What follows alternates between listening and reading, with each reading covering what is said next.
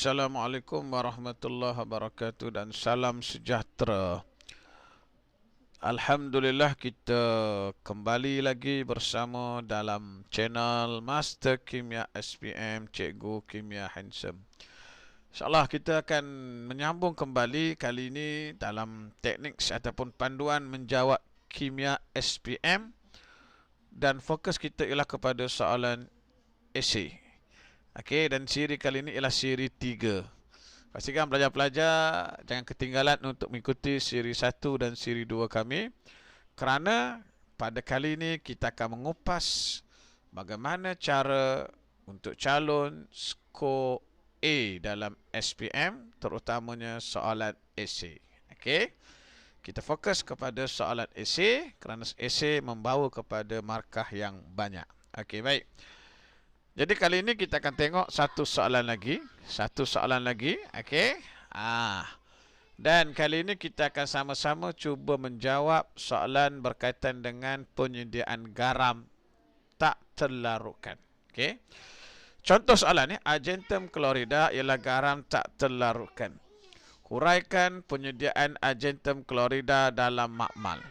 Sertakan dalam huraian anda persamaan kimia yang terlibat. Okey, baik. Jadi soalan ini soalan eksperimen. Pelajar-pelajar ingat balik ya. Soalan eksperimen ini ialah soalan esei bahagian C ya. Bahagian C tak ada pilihan, kalau pelajar kena jawab. Ya, satu soalan bahagian C wajib jawab. Okey. Yang pertama kita tengok soalan ya. Kita nak menyediakan garam tak terlarutkan, insoluble salt. Okay, insoluble salt yang pertama. Kemudian apa yang dia nak ialah kita nak kena huraikan satu perkara. Kemudian dikendaki juga kita sediakan persamaan kimia. Okey, soalan macam ni biasanya ramai pelajar-pelajar yang blur. Macam mana nak mula? Kita nak mula dengan apa? Ya. Kita nak buat apa? Okey, so dengar baik-baik sini, moga-moga kita bagi contoh di sini, pelajar akan boleh jawab soalan-soalan yang lain yang berkait dengan penyediaan garam yang tak larut. Okey. Untuk soalan esei bahagian B ataupun atas sini bahagian C ya. SPM KSSM ni bahagian C. Untuk soalan esei bahagian C eksperimen ya, untuk eksperimen. Pelajar-pelajar mula menjawab dengan, kita mulakan dengan bahan dan radas. Okey, bahan dulu ya. Okey, tengok di sini. Kita mulakan dengan bahan. Bahannya ialah larutan argentum nitrat. Okey, kena pastikan bahawa kita bila sebut larutan mesti ada kepekatan, ya. Kepekatan di sini kita letakkan sekali 1.0 mol per dm3. Itu kepekatan yang kita guna di sini ya, 1.0 mol per dm3. Okey, kadang-kadang pelajar bertanya, nak guna kepekatan berapa ya? Okey. Jadi kepekatan ini dengar baik-baik ya. Pelajar boleh guna antara 0.1 hingga 2.0 mol per dm3. Itu. Jadi kalau nak senang ingat, kita ambil lah apa-apa bahan pun kita guna 1.0 saja. Ini sangat mudah ya. Ambil 1.0. Kita standardkan semua. So, kepekatan mesti disebut ya. Bila bahan mesti disebut kepekatan. Kalau melibatkan larutan. Okey. 1.0 mol per dm3, kemudian larutan natrium klorida ya, kita guna argentum nitrat dan larutan natrium klorida. Kenapa ya? Ini pelajar-pelajar kena faham daripada awal lah. Garam tak terlarutkan ini kita akan cari dua bahan yang larut ya. Bahan yang larut ini biasa kita ambil yang ada nitrat, argentum nitrat ya, dan bahan yang ada natrium, amonium, kalium itu natrium klorida atau natrium ya. So larutan natrium klorida boleh, larutan kalium klorida pun boleh, larutan amonium klorida pun boleh. Boleh mana-mana. Ya, contoh sini kita guna larutan natrium klorida dan pastikan kepekatannya. Ya, 1.0 mol per dm3. Okey, per dm3. Okey, ada negatif 3 ya, situ. Kemudian air suling. Itu dia punya bahan. Kemudian radas. Okey, radas ini yang utamalah. Ya, contohnya beaker, silinder penyukat. Okey, kita nak sukat nanti larutan, rok kaca, kita nak kacau nanti, corong dan kertas turas. Corong dan kertas turas. Okey. Untuk markah radas, kalau pelajar tak senaraikan pada permulaan di sini, macam yang kita buat contoh ni, so pelajar akan dapat juga jawapan kalau dia sebut dalam prosedur nanti. Contoh ya, pelajar tak letak corong turas, pelajar tak letak kertas turas, tapi pelajar sebut turas campuran menggunakan kertas dan corong turas. Maka dapatlah markah untuk radas. Okey, itu markah yang kedua. Markah yang ketiga, kita buat prosedur. Okey, mula-mula kita buat apa ya? Okey, mula-mula kita sukat. Okey, sukat, bila sukat dia mesti ada isi padu. Ingat ya, sukat mesti ada isi padu. Okey. So isi padunya, tengok ya, kita menggunakan di sini beaker. So bila beaker, mestilah isi padu yang sesuai dengan beaker. Okey, kalau kita guna test tube ya, kita mestilah menggunakan isi padu yang sesuai untuk test tube. Okey, contoh ya, kalau 50 cm3 ya, 50 cm3, maka sesuai dengan apa? Dengan beaker. Jangan pula kita buat 50 cm3 tuang ke dalam ya test tube. Tak boleh, sebab test tube mana boleh muat sampai 50. Itu tak logik lah ya.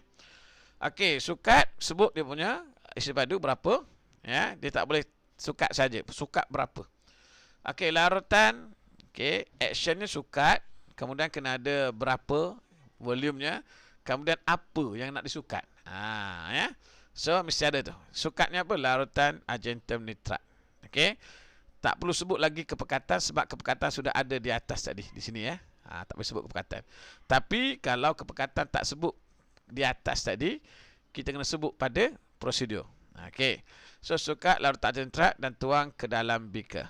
Okey, poin ketiga. Poin keempat, okey, kita sukat sama je, benda yang sama, isi padu yang sama, cuma larutan berbeza. Okey. Sukat, okey, itu poin yang kedua ya. Sukat 50 cm3 larutan natrium klorida. Okey, tadi kita guna argentum nitrat, sekarang natrium klorida. Ingat ya? Sama, isi padu sama. Untuk garam tak terlarutkan kena guna isi padu yang sama. Tuang ke dalam bika yang lain. Okey, kita ada dua bika yang berbeza. Okey, kemudian sama juga sukat mesti ada isi padu. Apa yang nak disukat? Natrium klorida. Okey.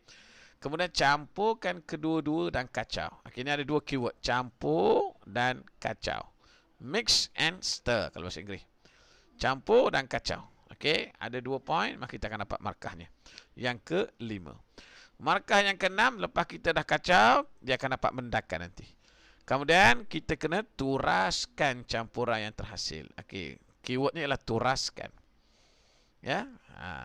Filter bahasa Inggeris, the mixture produce. Okey, turaskan campuran yang terhasil. Okey, tengok kita tulis ayat yang simple-simple saja, tapi tak perlu panjang ya. So sudah ada 6 poin. Poin yang ketujuh, lepas kita turas, okey, ini kena faham juga pelajar ya. Bila kita turas, okey, garam kita garam yang tak terlarutkan ya. Bila kita turaskan, okey, ini contohlah. Bila kita turas, nanti kena faham ya, kita akan dapat dua benda di sini. Dua benda lah. Ya, yang pertama yang di bawah ni. Okey, yang kedua ialah yang ke atas ini. So kena tahulah. So yang atas ini kita panggil baki turasan. Kena tahu ya, ini baki turasan. Baki turasan. Okey. Yang di bawah ini ialah hasil turasan. Kena tahu tu. Hasil turasan. Bila garam kita, garam yang tak larut, so garam tak larut dia akan bentuk mendakan ya. So garam tak larut dia akan duduk di atas baki turasan. Itu kita akan dapat hasil di situ. Bukan hasil ya. Hasil turasan tu kalau garam kita garam yang larut. Okey. Jadi yang kita nak ialah baki turasan. Okey, bilas baki turasan dengan air suling. Ingat, perkataannya ialah bilas. Rinse bahasa Inggeris. Okey, dengan air suling. Okey, poin yang ketujuh ya. Poin yang ke-8, keringkan. Baki turasan di antara dua kertas turas. Keywordnya keringkan, dry. Okey, ingat baki turasannya bukan hasil turasan. Okey, poin yang ke-9. Poin yang ke-10 dan ke-11, dia bagi 11 markah pun boleh di sini, tapi maksimum 10 saja. Iaitu persamaan. Persamaan AgNO3 tambah NaCl, kita akan dapat AgCl tambah NaNO3. Okey. Persamaan biasanya dia akan dapat 2 markah. Markah bahan dan hasil formulanya betul. Satu lagi markah imbang. Di sini kita tak perlu seimbang, dia dah seimbang. Okey, ada 11 markah tapi dia akan kira 10 sahaja. Ini step-step yang pelajar boleh gunakan sebagai guide, panduan untuk menjawab soalan melibatkan penyediaan garam yang tak larut. Okey. Jadi insya-Allah kita akan tengok nanti panduan untuk menjawab garam yang larut dalam siri yang akan datang. Jadi, pastikan anda sentiasa mengikuti channel Master Kimia SPM ini dan pastikan sokongan anda dengan sama-sama kita share, kita like, subscribe channel kami insya-Allah. Sekian, assalamualaikum warahmatullahi wabarakatuh.